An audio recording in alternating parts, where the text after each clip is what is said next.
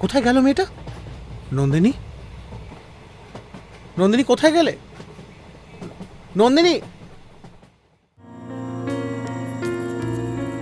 নিঝুম পথে নিচ্ছি আরো ছায়া হয়ে নেমে আসে রাত। অশরীর শ্বাস দেয় পিছু ডাক, জানালায় বাড়িয়ে দুহাত। বোঝা না বোঝার সীমা পেরিয়ে অজানার কুয়াশা মেখে না বলা কাহিনী শোনাতে।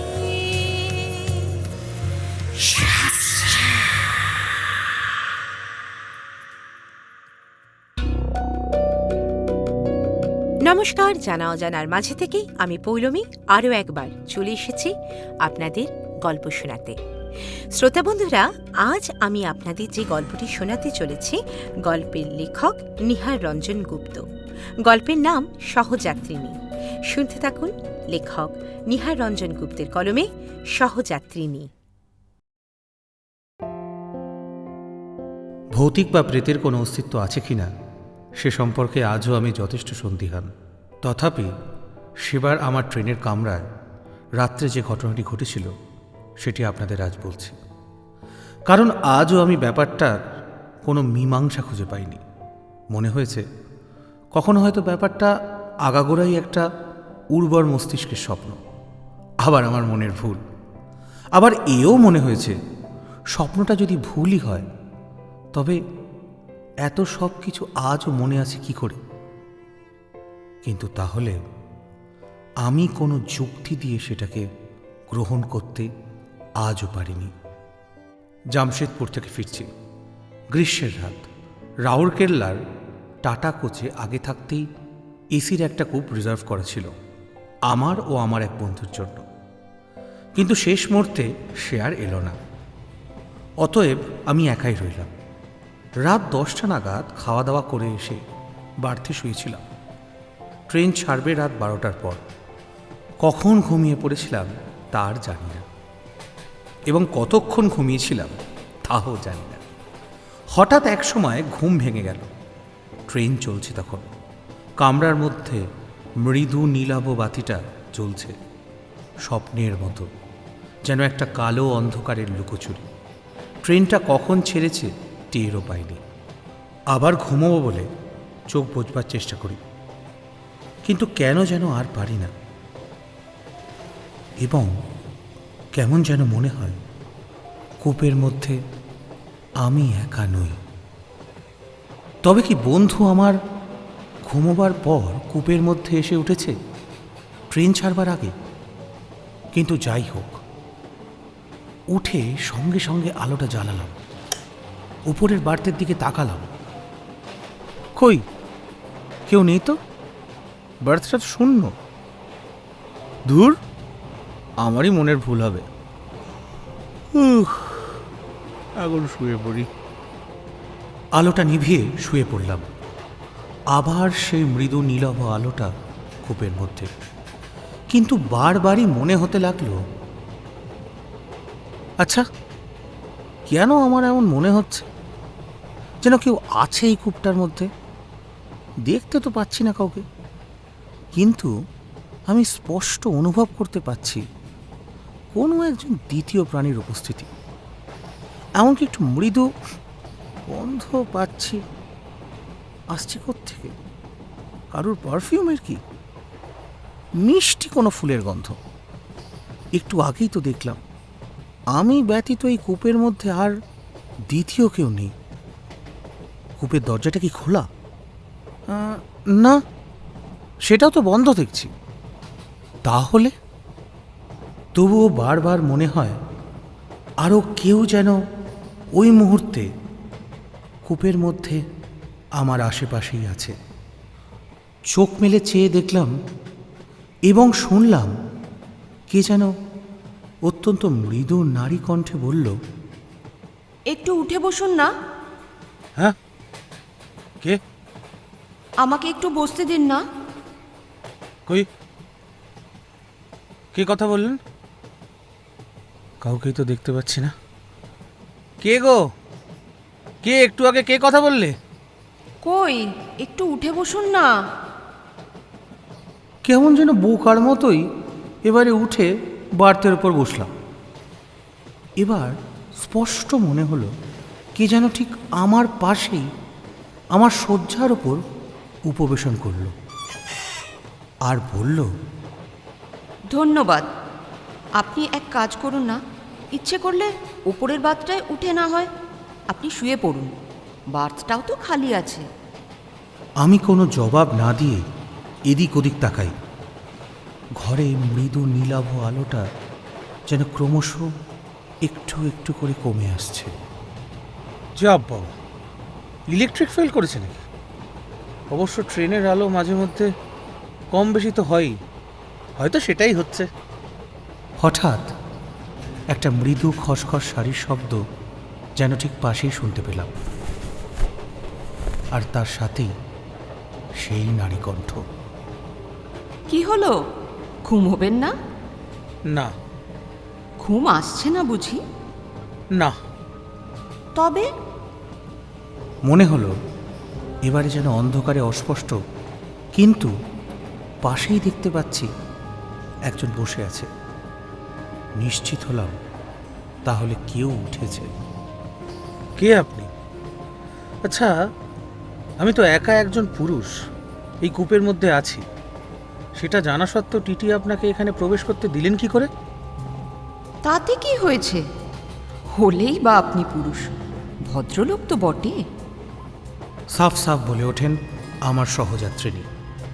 আমি একটু অবাক হই, ফের প্রশ্ন করলাম, কি বললেন? বলছি, তাছাড়া আমি তো আপনার মেয়ের বয়সী। আপনি? আমি আপনার চাইতে বয়সে অনেক ছোট, আমাকে তুমি বলেই ডাকবেন। আমার নাম নন্দিনী। আমি কোনো জবাব দিলাম না। মনে হচ্ছিল এলো কি করে, আর কখনই বা এলো মেয়েটি আমার কূপের মধ্যে?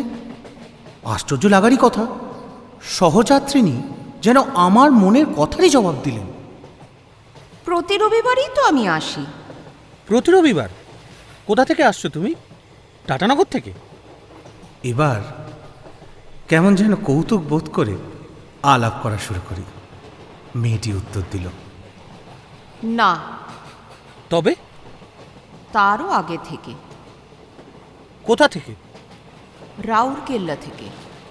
আপনি নিশ্চয়ই ভাবছেন, তাহলে টাটানগরে যখন আপনি কুপোতে উঠলেন আমাকে এখানে দেখতে পেলেন না কেন, তাই না? হ্যাঁ।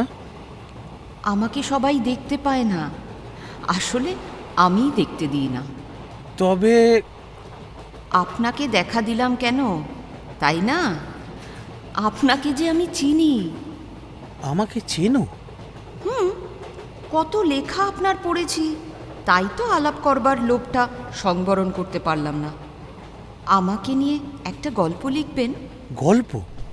হ্যাঁ, নন্দিনী নামে একটা মেয়ের গল্প। শুনবেন আমার গল্পটা? বেশ, বলো তবে। সুকৃতি চৌধুরী রাউরকেল্লার একজন ইঞ্জিনিয়ার আজ, কিন্তু একদিন যখন সে ছাত্র মাত্র, তখন থেকেই আমাদের আলাপ। ও বলেছিল আমায় বিয়ে করবে।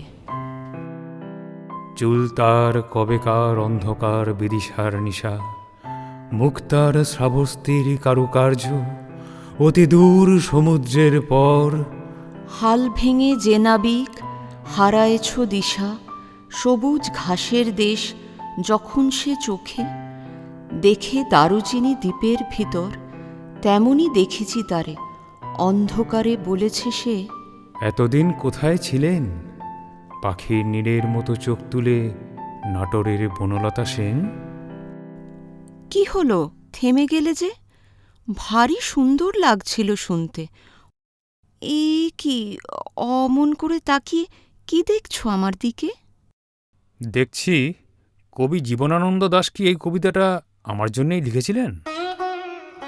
শুধু তোমার জন্য বলতে? মানে কবিতার নাটোরের বনলতা সেন আর আমার নন্দিনী এত মিল হয় কি করে? যা, তুমি না। কি আমি না? আমি না কি? জানি না, যাও। ও নন্দিনী, কবে যে তোমায় নিজের করে পাবো? একটু সবুর করো মশাই, বিয়েটা আগে হোক, তারপর। তার জন্য আগে চাকরিটা পেতে হবে যে। আচ্ছা নন্দিনী, চাকরি না পেলে কি তুমি আমায় বিয়ে করবে না? তা কেন? তুমিই তো বলেছ চাকরি পেয়ে তবেই বিয়ে করবে। হ্যাঁ, বলেছিলাম ঠিকই, কিন্তু এখন যত দিন যাচ্ছে না আর সবুর করতে পারছি না। মনে হচ্ছে তোমায় সারাদিন জাপটে ধরে নিজের কাছে আটকে রাখি। ছাড়ো ছাড়ো, কেউ দেখে ফেলবে যে। দেখলে বলবো বেশ করেছি, আমি আমার বউকে আদর করছি, তোর কি? লক্ষ্মীটি, ছাড়ো বলছি, প্লিজ। না, ছাড়বো না। তারপর কত সুন্দর ছবির মতো ছিল সে দিনগুলো, ভালোই কাটছিল সব। হঠাৎ একদিন সে এসে বলল, নন্দিনী, নন্দিনী, নন্দিনী, আরে এটা ধরো। কি এটা? আরে পড়ে দেখো। এটা তো কোনো অফিসিয়াল লেটার মনে হচ্ছে। ঠিকই ধরেছ, এটা আমার অফিসিয়াল জয়েনিং লেটার। আমি চাকরি পেয়েছি নন্দিনী, রাউরকেল্লায়। বাহ, এ তো দারুণ সুখবর। কিন্তু তোমায় কি রাউরকেল্লায় চলে যেতে হবে তাহলে? তা তো যেতে হবেই। কি হলো, মন খারাপ হয়ে গেল নাকি? মানে তুমি যদি চলে যাও তাহলে এখানে আমি একা তোমায় ছেড়ে থাকবো কিভাবে? আর দূরে গেলে তুমি যদি আমায় ভুলে যাও। আচ্ছা, কি ছেলে মানুষের মতো কথা বলছো বলো তো তুমি নন্দিনী? দূরে আমি কি সারা জীবনের মতো যাচ্ছি নাকি? আরে গিয়ে চাকরিটা জয়েন করি, রাউরকেল্লায় সব কিছু ঠিকঠাক করে গুছিয়ে তারপর ঠিক 2 মাসের মধ্যে, বিশ্বাস করো, ঠিক 2 মাসের মধ্যে এখানে এসে তোমায় বিয়ে করে ওখানে সোজা নিয়ে যাব। তারপর ওখানে শুরু হবে আমাদের নতুন সংসার। সত্যি বলছো তো? 2 মাসের মধ্যে ফিরে এসে আমাকে তোমার কাছে নিয়ে যাবে? সত্যি সত্যি সত্যি, এই 3 সত্যি করলাম। এবার তো একটু হাসো। না, ঠিক আছে, ঠিক আছে। তা বিয়েটা কি শেষমেশ হলো? কই হলো? 1 মাস, 2 মাস, 5 মাস যখন কেটে গেল, ওর কোনো সাড়া নেই। চিঠির পর চিঠি দিয়েছি, তারও কোনো জবাব নেই। তখন আমি ব্যস্ত হয়ে উঠলাম, কারণ আমার অবস্থা তখন সংকটাপন্ন। আমি মা হতে চলেছি। বলো কি? হ্যাঁ, তাই তখন অনন্যোপায় হয়ে ছুটে গেলাম রাউরকেল্লায়। তা খুঁজে পেলে তাকে? পেলাম ঠিকই, কিন্তু নতুন, একেবারে অন্য রূপে। সে তো বিয়ে করে অন্য একটি মেয়েকে নিয়ে জমিয়ে সংসার করছে, চাকরি করছে।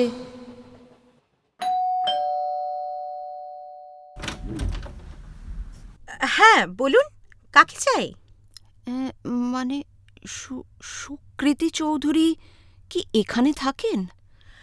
হ্যাঁ থাকেন তো, কিন্তু এখন তো নেই, একটু বেরিয়েছেন। আপনি কে? আমি অনন্যা, সুকৃতির স্ত্রী। আপনি? শুনছেন, বলছি আপনি কে যদি বলতেন তাহলে উনি ফিরলে আমি বলতে পারতাম। হ্যাঁ, মানে আমি নন্দিনী, সুকৃতির ব্যাচমেট। ও মা, তা বাইরে দাঁড়িয়ে কেন ভাই? আপনি ভেতরে আসুন। ছি, কিছু মনে করবেন না, আসলে আমি তো ঠিক আপনাকে চিনি না। না না, আমিও তো আপনাকে চিনি না।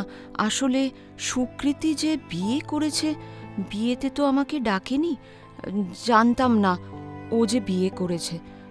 জানলে আপনার জন্য একটা উপহার। না না, আপনি নিজে এসেছেন, এটাই বড় উপহার। উনি একজন বেয়াক্কেলে মানুষ। ওনার তরফ থেকে সেইভাবে কোনো বন্ধুকেই আমাদের বিয়েতে নিমন্ত্রণ করেননি। তার জন্য অবশ্য আমি একটু অবাকই হয়েছিলাম। আপনাদের বিয়ে কতদিন হয়েছে? কতদিন কি ভাই, আমাদের বিয়ে তো প্রায় 5 মাস হতে চলল। উনি এখানে চাকরি জয়েনিং এর এই কয়েকদিনের মধ্যেই তো আমাদের বিয়ে হয়েছে। তার মানে আগে থেকেই সব ব্যবস্থা করা ছিল? সে তো বটেই। আসলে আমার বাবা ও আমার শ্বশুরমশাই ওনারা বন্ধু। আমাদের বিয়ে তো বহু বছর ধরেই পাকা হয়ে আছে। উনি অনেক দিন ধরেই চাকরির চেষ্টা করছিলেন। শেষে আমার বাবার সুপারিশেই তো ওনার এক পূর্ব পরিচিত বন্ধুর কোম্পানিতে সুকৃতির এই চাকরিটা হলো রাউরকেল্লায়। আর আমরা তো অনেক বছর ধরেই রাউরকেল্লায় আছি, তাই এই বাড়িটা পেতেও কোনো অসুবিধা হয়নি। হ্যাঁ, তবে সবটা খুব তাড়াতাড়ি গুছোতে হয়েছে বটে। আপনার বাড়িটা খুব সুন্দর। নিশ্চয়ই আপনি সব নিজে হাতে সাজিয়েছেন। আমি একা বলাটা অর্থসত্য হবে ভাই। আমি ও উনি দুজনে মিলে একসাথে সবটা সাজিয়েছি, গুছিয়েছি। খুব গুছিয়ে সংসার করছেন আপনারা, তাই না? সুকৃতি নিশ্চয়ই আপনাকে খুব সোহাগে রেখেছে। গুছিয়ে কিনা জানি না, তবে খুব আনন্দ করে নিজের মতন করে সংসার করছি বটে আমরা। অনু, অনু, আরে বলছি দরজাটা খোলা কেন? এই তো উনি এসে গেছেন। এই দেখো কে এসেছেন। আরে কার সাথে কথা নন্দিনী, তুমি? হ্যাঁ, আমি। অবাক হয়ে গেলে তো? খুব তো বন্ধুকে ফাঁকি দিয়ে বিয়েটা সেরে নিলে। নিন নিন, আপনারা বরং একটু বোঝাপড়াটা সেরে নিন। আমি আপনাদের জন্য চা করে নিয়ে আসছি, কেমন? কি ব্যাপার নন্দিনী, তুমি এখানে কিভাবে এলে? ঠিকানাটা কোথায় পেলে? সেটা বড় কথা নয়।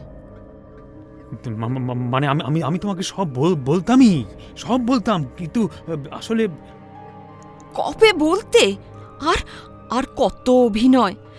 মানে তোমার স্ত্রী অনন্যা সত্যি খুব ভালো, মিষ্টি মেয়ে। তুমি ভয় পেও না, আমি তোমার সংসার ভাঙতে আসিনি। তোমাকে খুব দেখতে ইচ্ছে করছিল। তোমার চিঠির উত্তর না পেয়ে খুব চিন্তা হচ্ছিল। নিজেই তোমার অফিস থেকে তাই ঠিকানা জোগাড় করে এসেছিলাম তোমায় অবাক করব বলে। কিন্তু এখানে এসে নিজেই অভিভূত হয়ে গেলাম। আসলে আমার শরীরটা কদিন ধরে ভালো নেই। কেন, কি হয়েছে তোমার? হ্যাঁ, এই নন্দিনী শোনো, তোমার সাথে আমি অন্য কোথাও দেখা করব, সব শুনবো।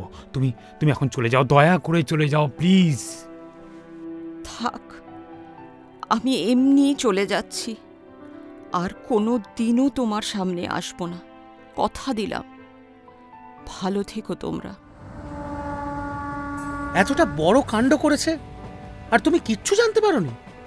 এতদিন ধরে তোমায় ঠকিয়েছে, তুমি কিচ্ছু বোঝোনি? না, সন্দেহও করিনি কখনো। বেশ, তাহলে তারপর কি করলে? কি আর করব, ফিরে এলাম। ফিরে এলে? তাকে কিছু না বলেই? আর তুমি যে সন্তান সম্ভবা, সেই খবরটা না জানিয়ে ফিরে এলে চুপচাপ? হ্যাঁ, কি আর করতাম, অন্যায় স্বীকৃতি করেছে। কিন্তু সেই অপরাধের শাস্তি ওর স্ত্রী অনন্যা কেন ভোগ করবে? সেও তো আমারই মতো একটি মেয়ে, যে আমারই মতো চোখে অনেক স্বপ্ন নিয়ে একটা সুন্দর সংসার শুরু করেছে। তার সাজানো সংসার, তার স্বপ্নগুলো ভেঙে দেব? আর তাছাড়া জোর করে হয়তো অধিকার আদায় করা যায়, কিন্তু ভালোবাসা ভালোবাসা তো আদায় করা যায় না। সুকৃতি হয়তো মন থেকে কখনো আমায় ভালোই বাসেনি, বা শুধু আমার শরীরটাকেই ভালোবেসেছে। কিন্তু আমি তো ওকে মন থেকে আমার সবটা উজাড় করে ভালোবেসেছিলাম। সেই ভালোবাসায় যখন এত বড় আঘাত পেলাম, তখন আর লড়াই করার ক্ষমতা বা ইচ্ছে কোনোটাই ছিল না। তাই নিঃশব্দে চলে এসেছিলাম। চলে এলে? হ্যাঁ, সেও এমনই একটি শনিবারের রাত। তারপর আর কি, ফিরে যাব কোথায়? বাড়িতেও আমার উপরে সন্দেহের দৃষ্টি বর্ষিত হতে শুরু করেছিল। সবাই আমার দিকে সন্দেহের চোখে তাকাচ্ছে। তখন আমার সামনে একটাই দরজা খোলা। এই বলে মেয়েটি অকস্মাৎ ফুপিয়ে কেঁদে উঠল। আমি ঠিক কী বলে যে তাকে সান্ত্বনা দেব বুঝে উঠতে পারছিলাম না। হঠাৎ এই সময় নন্দিনী উঠে দাঁড়ালো, কূপের দরজা খুলে বের হয়ে গেল। আমিও তাড়াতাড়ি উঠে পড়লাম। এই, কোথায় গেল মেয়েটা? নন্দিনী, নন্দিনী কোথায় গেলে? নন্দিনী, নন্দিনী দাঁড়াও, আমি আসছি। মৃদু আলো করিডোরে দেখলাম মেয়েটি করিডোরের দরজা খুলে বাইরে চলে গেল। কেমন যেন কৌতূহল হলো, দূর থেকে অনুসরণ করলাম। করিডোরের দরজা খুলে বাইরে এলাম। দেখি তখন সেখানেও কেউ নেই, কেবল কামরার একটা দরজা হা করে খোলা। ধক করে উঠল বুকের মধ্যে। খোলা দরজার পথ দিয়ে তাকালাম বাইরের অন্ধকারে। মনে মনে বললাম, গেল কোথায় নন্দিনী? কি সর্বনাশ! চলন্ত গাড়ি থেকে লাফিয়ে পড়ল না তো মেয়েটা? এই সমস্ত ভাবছি, এমন সময় হঠাৎ যেন নন্দিনীর গলা স্পষ্ট কানের পাশে শুনতে পেলাম। যান, গিয়ে শুয়ে পড়ুন। আপনাকে অনেক কষ্ট দিলাম, দয়া করে কিছু মনে করবেন না। নমস্কার, ভালো থাকবেন। কথাগুলো কেমন যেন হাওয়ায় ভেসে আসার মতো শোনাচ্ছিল। আবার হাওয়ায় মিলিয়ে গেল শেষের কথাগুলো। কখন যে ফিরে এসেছি কূপের মধ্যে, কখন যে আবার শুয়ে পড়েছি, কিছুই মনে নেই। ঘুম ভাঙল যখন ট্রেন হাওড়া স্টেশনে ইন করেছে। আজ ট্রেন একটু আগেই পৌঁছেছে, যা রাউরকেল্লা থেকে হাওড়াগামী ট্রেন সাধারণত পৌঁছায় না।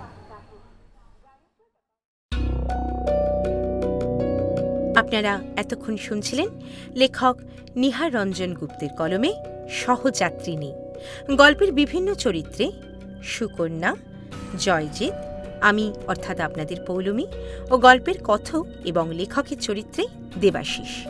শুনতে থাকুন আরও ভালো ভালো গল্প, আর অবশ্যই আমাদের গল্পগুলো একটু শেয়ার করে দেবেন, আর প্লিজ কমেন্ট করবেন, লাইক করবেন, সাবস্ক্রাইব করে দিন যারা যারা এখনও করেননি। আর কেমন গল্পগুলো লাগছে সেটাও জানাবেন। আর অন্য কোনো গল্প যদি আপনারা শুনতে চান আমাদের থেকে, তাহলে সেটাও কমেন্ট করে জানাবেন। ভালো থাকুন, সুস্থ থাকুন, আর অবশ্যই শুনবেন জানা অজানার মাঝে।